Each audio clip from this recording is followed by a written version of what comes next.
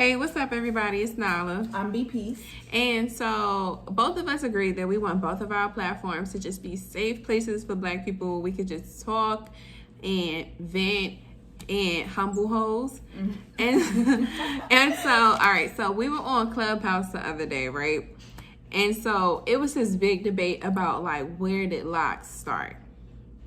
Where did locks start? People felt like they started in Greece, they started in what they was trying to say they started?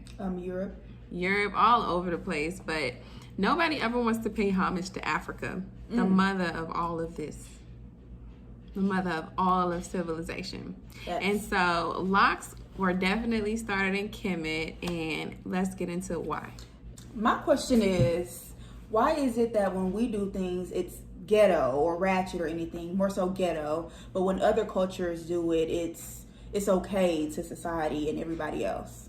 Now it's cute, and now it tastes good. Now it's trendy. Now it's seasoned. All right, so as you can see in this picture to my right, the ancient Egyptians, Kemet, that's what it was called back then. Today we call it Egypt. In the BC time. Yes, before Christ, and the people that were the original people, the Black gods of this nation, our ancestors, they had dreads. You can see it on pictures on the pyramids.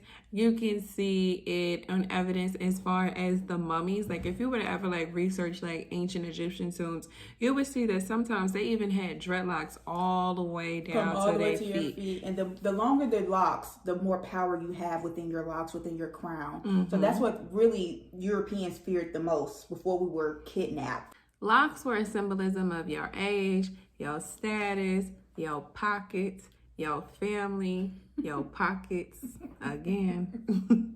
So what slave owners did was made us cut off all of our hair because they knew that our power was in our hair, our identity was in our hair, everything was in our hair. They knew how powerful our hair was. But knowing how tenacious that we are, how creative that we are, how strong and resilient that we are, we always take trash and turn it into treasure. So let's even talk about braids. Right, with braids, how white people do it now, they don't really know the meaning behind braids. Braids are really historic. What we did with braids was more so, we used it for a map to get away. We used it for a sense of direction. We used it for a source for our food to keep in our hair. I still keep food in my braids to this day. You're so ghetto. Until it's proven trendy.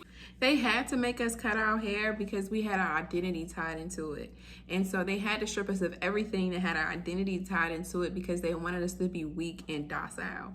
That's how you make a slave, taking away their knowledge of self, taking away their history, taking away their ancestral roots. That's how you make a good slave. They took away our God. They took away our religion. They gave us that white man that a lot of people still to this day call Jesus. They gave us their religion. They gave us their nasty food, unfortunately, but we made some popping ass stuff out of it, which we'll talk about on our next couple of episodes. And then on top of that, it's just they made their standards of beauty the only standard of beauty because they never wanted us to look at ourselves and see beauty. So what they did was whitewash us, literally whitewash us to the straight hair, no kinks, no curls. Our hair cannot grow towards the sun. It's just impossible that Black people can be this powerful. They just couldn't stand it, honestly, because they knew the power we had in ourselves, but we really didn't know it. And we probably didn't know it. We probably did. But when they came and got us, they erased everything we stood for, everything we did, gone.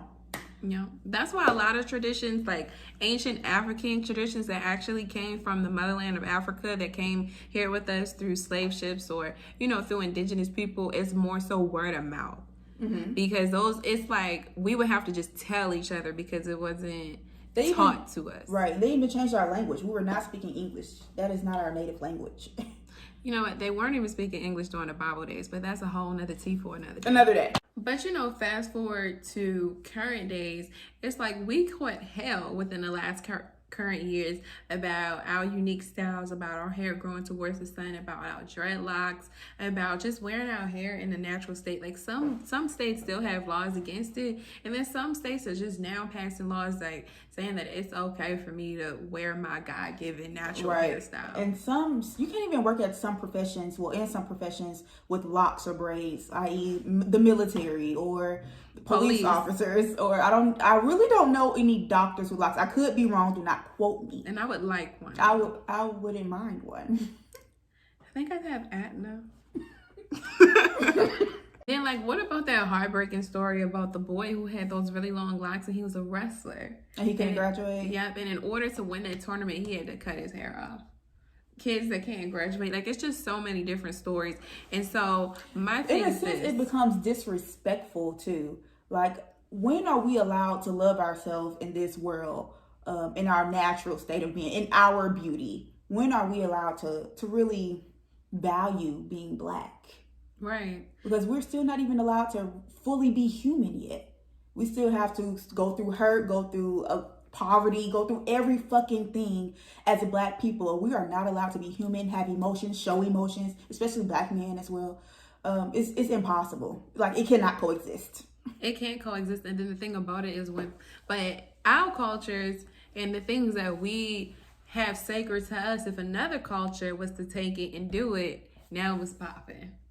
Now dreads is cute because a Kardashian wore it. Or now braids is popping because, you know, another person from another culture is popularizing it. Right. So in the words of Bring It On, Gabrielle Union and her clique, here they come trying to steal it, put some blonde hair on it and call it something different.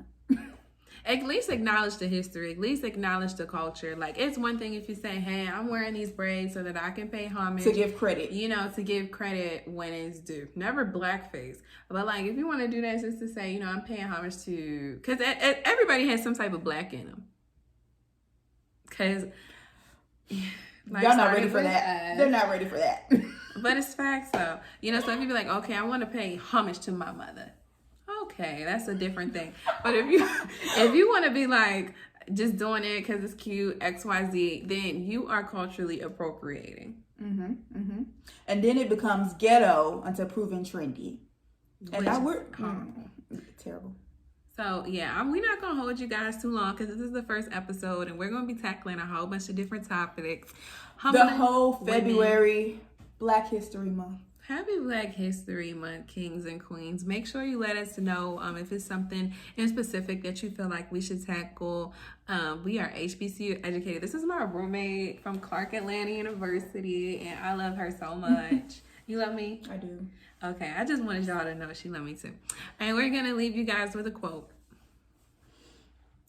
The quote is from Marcus Garvey. My Leo brother. And it says, remove the kinks from your mind, not your hair. I want you to harbor on this quote. Remove the kinks from your mind, not your hair. Amen. And don't be talking junk because you feel like my hair is straight. Look, it's some kinks still. Yeah, don't say nothing about my hair. I'm getting my hair done. Look, my hair grows towards God, okay? Period. And that's, look, that's on Mary Had a Little Lamb.